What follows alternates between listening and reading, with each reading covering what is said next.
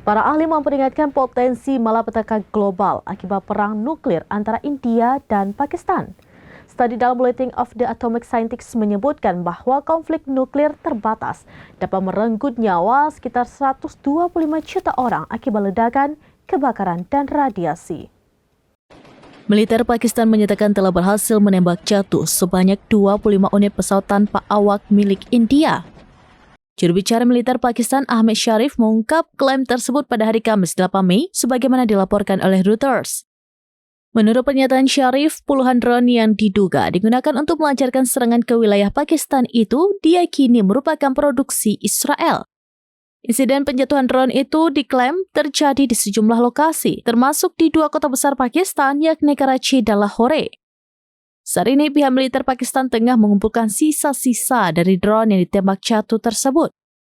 Lebih lanjut diungkapkan bahwa jenis pesawat tak berawak yang digunakan dalam dugaan serangan itu adalah Harop yang diketahui merupakan drone buatan Israel. Latar belakang dari peristiwa ini disinyalir terkait dengan dukungan Israel terhadap India dalam konflik yang sedang berlangsung dengan Pakistan. Sebelumnya, Duta Besar Israel untuk India, Reuven Azar, telah menyampaikan dukungan tegas negaranya terhadap hak India untuk membela diri dari serangan musuh. Israel juga menyatakan bahwa pasukan Pakistan tidak akan dapat bersembunyi dari tindakan yang mereka lakukan.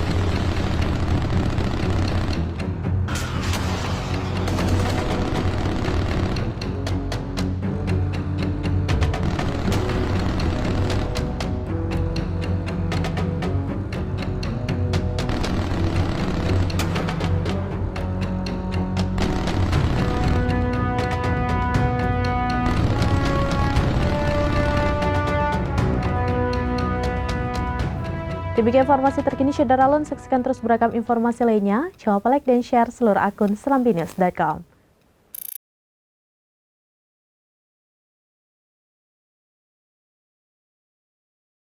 Download Tribun X sekarang, menghadirkan lokal menjadi Indonesia.